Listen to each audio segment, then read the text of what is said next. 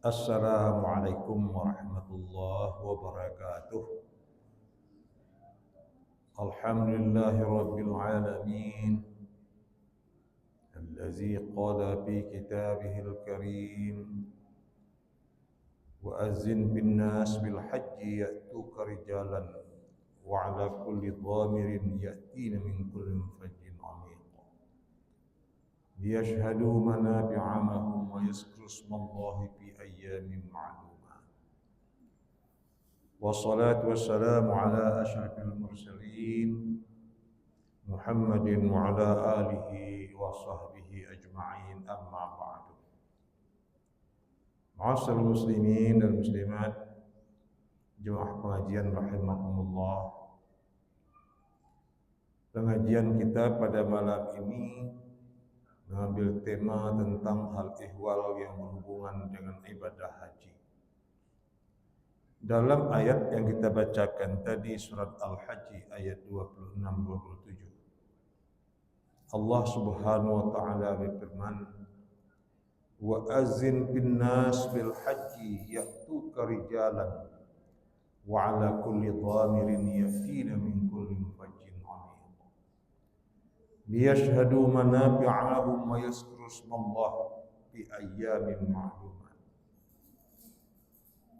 Serulah manusia untuk berhaji.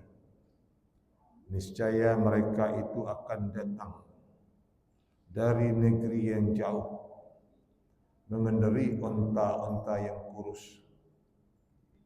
Liyashhadu manafi'a lahum, agar mereka itu menyaksikan manfaat haji itu.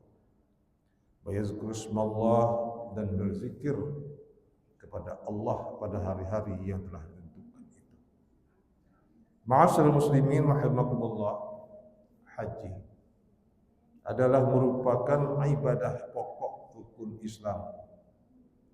Dan ibadah ini mencakup ibadah ruhiyah, ibadah badaniyah, dan ibadah maliyah. Ibadah ruhiyah, inilah ibadah yang menyangkut masalah keikhlasan hati, ketundukan jiwa raga kita kepada Allah untuk melaksanakan ibadah tersebut. Disebut ibadah badaniyah karena ini dilakukan, dikerjakan dengan fisik, dengan berbagai persyaratan-persyaratan tertentu pula, dalam keadaan sehat tentunya, dalam keadaan disebut dengan istita'ah. Dan ia merupakan ibadah maliyah, yaitu haji ini dapat dilaksanakan dengan biaya, ya, dengan harta kekayaan. Maka tercakup pada ibadah haji ini ibadah ruhiyah, ibadah badaniyah, dan ibadah maliyah.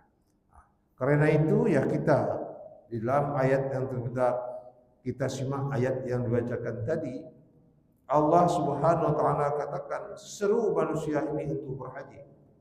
Semua kita yang beriman ini telah mendapat seruan, panggilan untuk berhaji.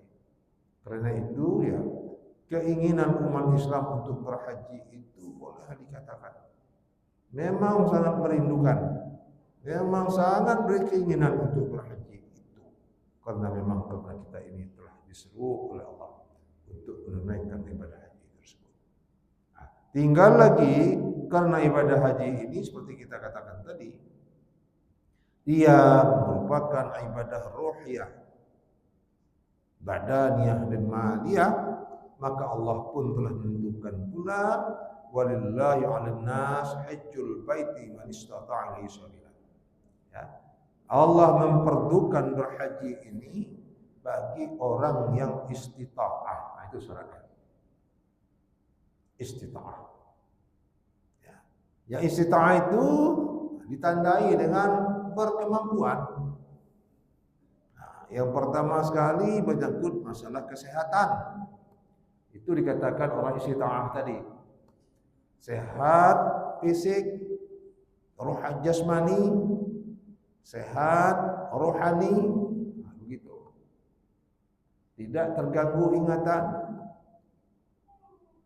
Nah, ketiga, sehat kantong, karena ini menyangkut masalah biaya. Ya, nah itu yang istita'ah tadi. Badan sehat, akal sehat, ekonomi juga sehat. Barulah dikatakan seseorang tadi istita'ah. Bagi orang yang sudah istita'ah memang dituntut supaya segerakan berhaji. Ta'ajjalu ilal hajj fa innakum la yadri ma yu'ridu lahu. Bagi orang yang sudah memenuhi istita'ah tadi, ya, segerakan berhaji. Karena kamu tidak tahu apa nanti yang merupakan halangan, rintangan untuk berhaji. Nah, ternyata ya, memang haji itu berat, Pak. Ya, berat. Dulu ya, bagi orang yang telah mampu, asal mau berangkat, begitu mendaftar dapat porsi berhaji. Nah, dan saya itu telah saya alami tahun ya 2005 dulu, 2005. Itu tidak ada antrian. Daftar hari itu berarti tahun itu juga dapat berangkat haji. Nah, kita tahu kemudian tanpa kita tahu harus antrian panjang, antrian sampai 3 tahun, meningkat lagi 5 tahun, 10 tahun, 11 tahun, akhirnya 30 tahun. Berarti kalau kita lah berumur 60 ini rasanya kalau baru daftar haji, entahlah ya kalau dapat prioritas bagi para lansia. Tapi kalau menunggu selama itu, rasanya dalam keadaan uzur sekali nanti baru kita mendapat giliran. Nah, karena itulah ya bagi orang yang mampu disuruh ya, menyegerakan menunaikan haji tersebut. Karena kita tidak tahu apa halangan dan rintangan. Nah, ternyata ya di negara lain itu sudah lama itu. Lama Pak, nunggu antrian. Negara kita tetangga Malaysia pada tahun 2005 itu mereka sudah mengalami antrian, sementara kita tidak ya. Nah, malah di provinsi-provinsi lain itu tidak terpenuhi kuota pada waktu itu. Tapi sekarang di mana-mana saja terpaksa kita menunggu antrian. Nah, baik, tidak apa-apa. Karena itu pengajian kita malam ini menyangkut masalah haji. Pertama, bagi kita yang memang belum istita'ah, baik itu karena kesehatan, baik itu karena finansial biaya, memang tidak diwajibkan berhaji. Tidak berwajib kita ini memaksa diri. Bahkan dalam sabda Rasul ditanyakan ya oleh seseorang, bagaimana ya Rasulullah, seseorang tadi berhutang pergi haji wajibkah? Kata Rasulullah, tidak. Nah, itu. Kalau untuk berhutang pergi haji tidak wajib. Nah, kayak itu. Ya. Oleh karena itu yang kami hormati, tuntutan itu adalah bagi orang yang mampu. Nah, liyashhadu manafi'a lahum, untuk mengetahui manfaat haji tadi kata Allah. Pertama ialah manfaat daripada haji tersebut, manfaat agama. Nah, ini yang dikatakan dia adalah merupakan ibadah pokok, wajib yang pahalanya amat besar. Maka dikatakan oleh Rasul, pahala haji tadi al-hajjul mabrur laisa lahu jazaa ilal jannah. Haji mabrur itu balasannya itu hanya surga. Tidak terbayang oleh kita balasan dunianya apa? Tidak nampaknya, mana tahu. Ya, ada balasannya, balasan manfaat, balasan yaumil akhirat, surga. Nah, karena itu untuk mencapai haji mabrur tadi, Pak Ibu, dalam hal ini dalam pengajian kita pertama pra haji, sebelum berhaji ini. Ya. Kategori haji mabrur tersebut yang pertama sebelum berhaji ini, pertama dari awali dengan niat yang ikhlas. Bukan hanya sewaktu kita ihram tadi saja berniat labbaika Allahumma hajjan. Tetapi sejak awal Bermula daripada kita berniat mendaftarkan diri, menabung untuk itu, diawali dengan niat yang tulus semata-mata berhaji karena Allah. Yang kedua, ya, persiapan sebelum berhaji ini, haji mabrur tadi adalah biayanya, perongkosan untuk berhaji tadi haruslah dengan perongkosan yang halal. Tidak boleh dari uang yang tidak jelas, dari uang haram, uang subhat sekalipun. Kenapa? Tolok ukur haji mabrur tadi itu. Pertama, niat tulus. Yang kedua, biaya perongkosannya itu adalah dari biaya harta benda yang halal. Dalam hal ini para ulama berbeda pendapat. Bagaimana kalau seseorang tadi pergi haji dengan biaya yang tidak benar? Tegasnya dari uang tidak halal. Ya. Kalau menurut pendapat Imam Hambal, Ahmad bin Hambali, ya, hajinya tidak sah. Dan perbuatannya itu berdosa. Tidak sah dan berdosa. Pergi haji itu berdosa. Gitu. Berbeda dengan pendapat Imam Syafi'i, katanya hajinya sah. Ya, cuma dia berdosa. Dosa apa? Karena pergi ke tanah suci, pergi beribadah dengan menggunakan harta yang tidak halal. Jadi itu persiapan nih Pak sebelum berhaji. Kemudian yang ketiga, haji mabrur tadi adalah haji yang dilaksanakan sesuai dengan tuntunannya, sesuai dengan ilmunya, sesuai dengan aturannya. Karena itu ya, dalam kitab ini dikatakan ini teramat penting. Yang dituntut dari setiap jamaah haji adalah mempelajari apa saja yang ia butuhkan selama perjalanan, antara lain tata cara ibadah, tayamum, berwudu, ya, waktu-waktu salat, mengetahui arah kiblat, tata cara jamak kasar, mekanisme manasik haji mulai dari hal-hal yang perlu haji itu, wajib haji, yang membatalkannya, yang terlarang sewaktu kita ihram, ya, yang sunnahnya hingga soal tata krama. Sebab banyak jamaah haji yang kembali ke kampung halaman tanpa menyandang haji, yang sebenarnya karena ketidaksahihan ihramnya. Ya, baik itu menyangkut masalah tawafnya atau sa'inya, lantaran ada 1-2 syarat tempat atau waktu yang terlewatkan. Jadi mekanisme haji itu hendaklah dikuasai dengan baik. Gitu Pak. Dan manasik haji itu tidak cukup kita mengikuti manasik massal itu. Lebih baik kita menghadirkan orang yang berilmu, orang yang sudah berhaji. Ya, untuk kita minta ya, berkenaan dengan mekanisme haji atau manasik haji ini. Nah, baik itu menyangkut masalah rukunnya, wajibnya, ya, begitu juga dengan larangan-larangan yang dilakukan pada musim haji itu. Nah, itu. Jadi ini Bapak Ibu yang saya hormati, saya menemui pada itu 2005 saya pergi haji. Saya ini padahal saya haji pribadi Pak, bukan haji dinas, bukan haji pembimbing, bukan. Minta kerelaan hati membimbing sebagai ketua rombongan.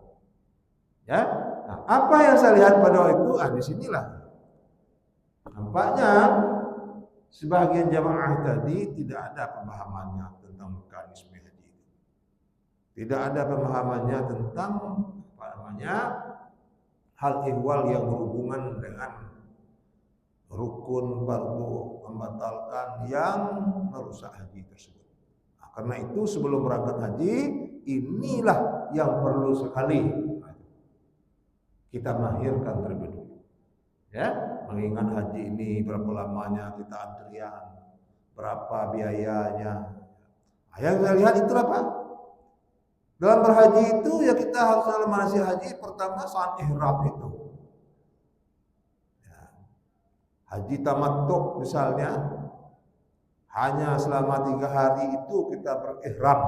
Nah, tapi itulah yang sering saya lihat di mana jemaah haji tadi tidak mengerti akan pantangan-pantangan daripada ihram tadi.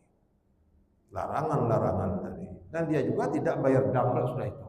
Nah, jadi ini ya, perlu kita cermati baik keluarga kita, teman kita harus diperingatkan.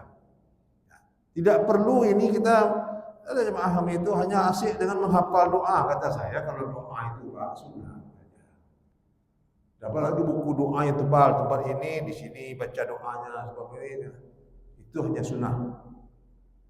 Yang penting sekali menguasai akan rukun-rukun haji, fardu-fardu haji tadi. Dan juga menyangkut masalah pantang-pantangan selama ihram. Nah, ini yang sangat penting. Ya, ma'asyiral muslimin rahimakumullah. Sebab apabila tinggal fardunya ya batal haji. Bukan tidak berpahala, batal. Gitu. Salah satu contohnya Bapak Ibu yang saya hormati, ya, sewaktu sudah kita ihram. Ihram tadi hanya 3 hari cuma. Bagi kita yang datang dari Indonesia ini, apalagi kita kebanyakan haji tamattu. Ya. Pas tanggal 8 itu kita mulai ihram. Oke? Nah, ihram tadi kita mandi ihram, ya, bersihkan diri. Nah, kemudian kita pakai pakaian ihram, lalu kita baca apa? Berniat haji labbaika Allahumma hajjan. Bagi orang yang haji ifrad ya, atau haji tamattu. Haji ifrad itu yang paling lama lagi. Mulai kita masuk ke kota Mekah tadi kita sudah ihram. Ya. Sampai nanti kita tahallul. Taruhlah sekarang haji tamattu. Ya hanya 3 hari itu. 8, 9, 10 itu sudah tahallul. Nah, dalam hal ini yang saya lihat mata perasa sendiri Pak ya.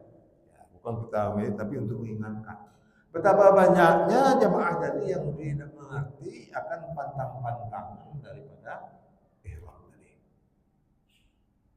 Antara lain bisa lihat ya.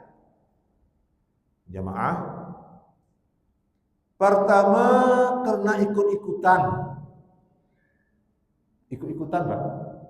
Ilmunya tidak ada, tapi karena ikut orang itu dia ikut. Pas waktu tawaf gitu. Tawaf ifadah tadi. Tawaf ifadah itu tahu rukun itu Pak, rukun haji. Ya. Pasnya minggir dekat ini, di dekat apa namanya? Ka'bah. Nah, pada berebut gosok Ka'bah tadi.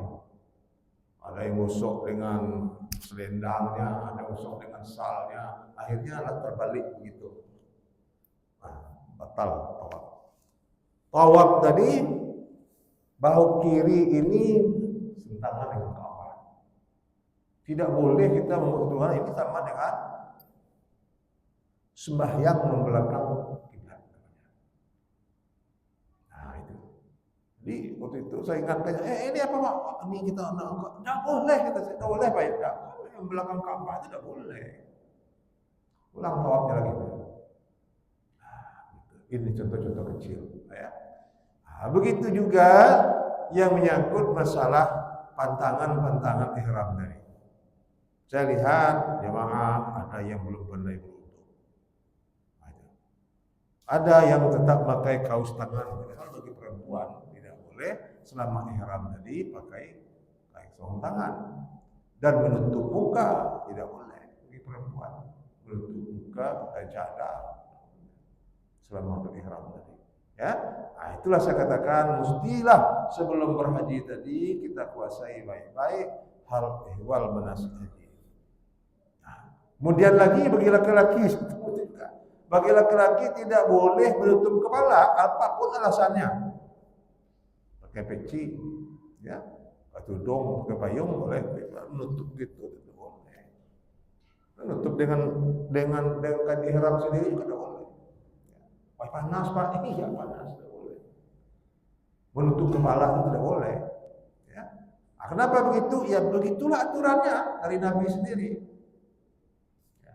Bagi perempuan, ya, bagi laki-laki tidak boleh pakai sepatu, sandal yang menutupi mata kaki. Bagi perempuan tidak boleh pakai sarung tangan dan menutup muka selama berihram tadi. Nah, hal-hal situlah saya lihat. Karena apa? Karena ketidaktahuannya.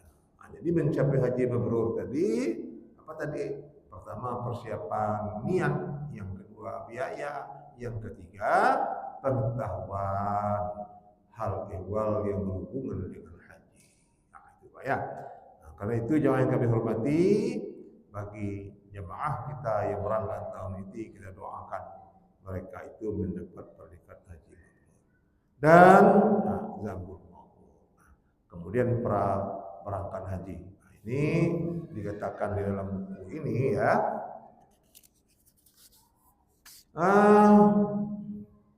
Menyegerakan diri bertaubat dari segala maksiat dan perkara-perkara yang makruh.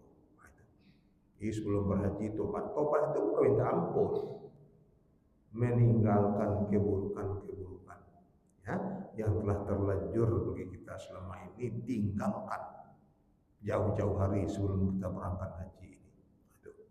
Yang kedua ya, mengembalikan barang-barang yang diambil secara tidak sah dari orang-orang. Rasulullah bersabda, mengembalikan satu danik katanya 1/6 dirham uang haram setara dengan 70 kali haji di mata Allah. Itu. Tapi tidak bolehnya kita ini membawa sangkut paut dengan harta haram. Nah, itu dikembalikan. Jika tidak mampu mengembalikannya karena tidak diketahui identitas pemiliknya, nah itu Pak ya, umpama memang kita lah yang tahu ada sangkut paut dengan orang, nah sekarang pemiliknya kita tidak tahu atau menghilangnya si pemilik, maka diterapkanlah barang tersebut dalam tanggungan di pengakuan bahwa barang ini barang orang, akan kukembalikan bila mana aku bertemu dengan orang itu. Itu namanya ikrar kita dalam tanggungan ya. Sambil meminta kesaksian dirinya atas hal tersebut dan berniat membersihkan diri dari kapan saja ia mampu. Nah, ya. Jadi kalau memang kita belum ketemu dengan orangnya, harus kita ikrarkan dalam diri kita. Kita bertanggung jawab akan mengembalikan hak ini kepada pemiliknya. Kemudian pada itu ya, melunasi utang-utangnya sesuai dengan kemampuan finansial. Bayar utang dulu. Tadi dikatakan berhaji dengan uang berutang tidak boleh. Sekiranya kita ini berutang, nah, maka sebelum haji lunasilah. Ya. Sama halnya ya Pak, dalam satu hadis dikatakan ini ada orang meninggal. Nafsul mukmin mu'allaqah bidainihi, kata Rasul. Orang mukmin yang meninggal ini rohnya itu terkatung-katung gara-gara utang.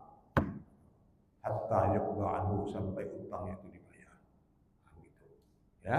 Nah, dalam berhaji itu juga sebagaimana tidak wajibnya berhaji berutang, sekiranya ada utang alunasi sesuai dengan kemampuan. Kalau tidak sesuai seperti tadi, di dalam tanggungan, di dalam jaminan, dalam kesaksian diri kita sendiri bahwa kita akan melunasi membayar utang tersebut. Ya.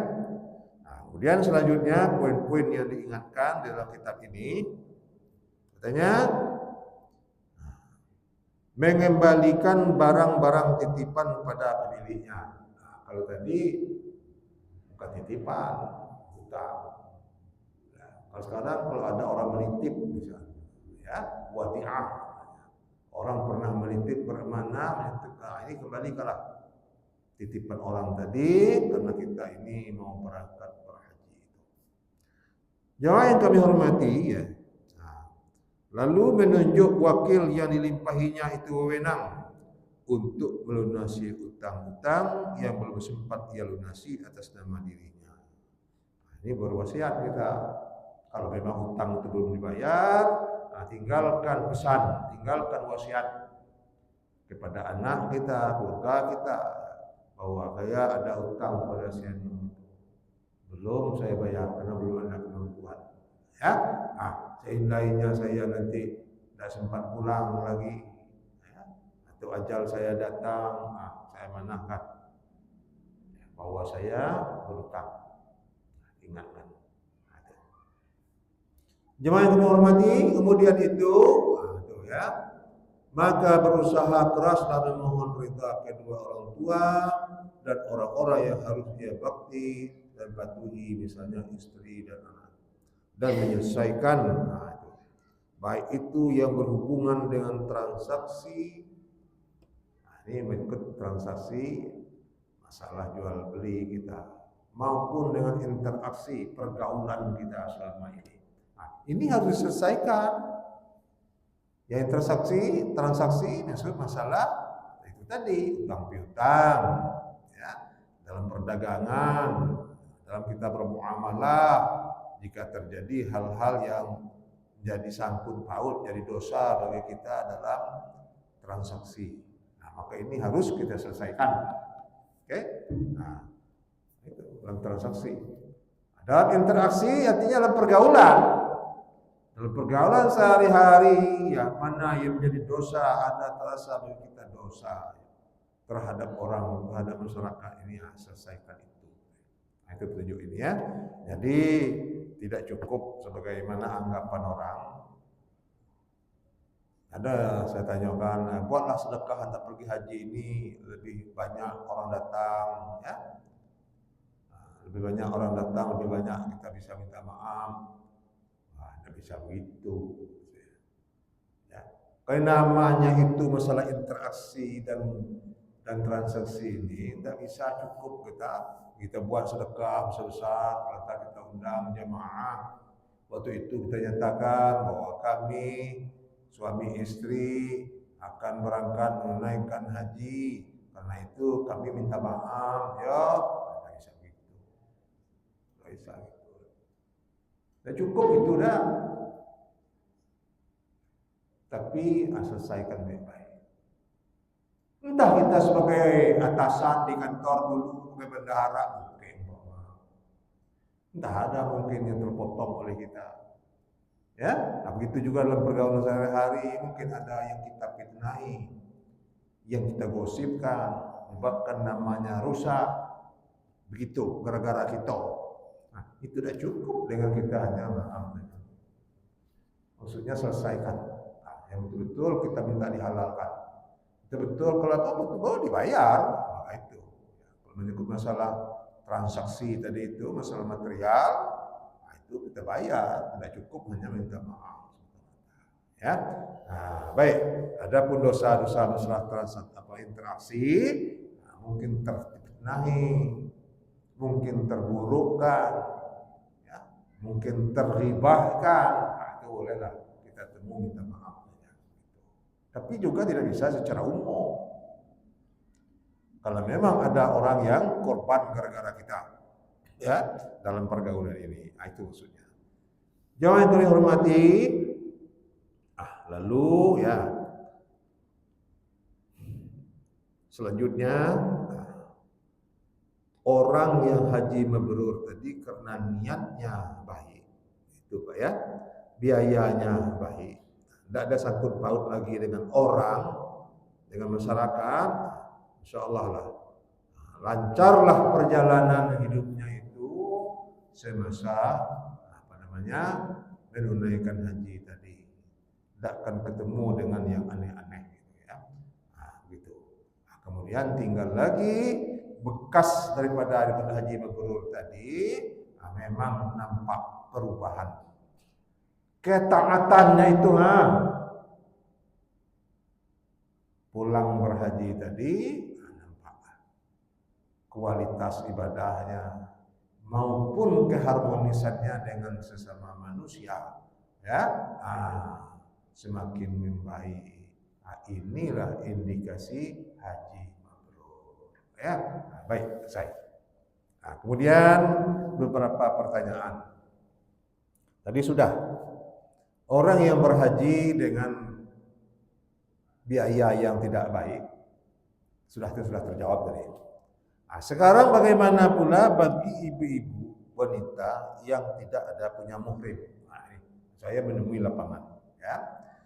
Dalam hal ini para ulama ada sebagian yang mengatakan wajib pakai muhrim. Tuh. Wajib pakai muhrim. Arti kata apa? Sebagai syarat gitu. Sebagai ulama tidak ya. Bermuhrim itu sunnah saja. Sunnah saja. Kalau seandainya memang perjalanan itu aman, tidak perlu pakai muhrim. Tidak perlu pakai muhrim. Kalau diperlukan juga, lebih baik pula kita ini dengan sesama perempuan. Pak, Bu.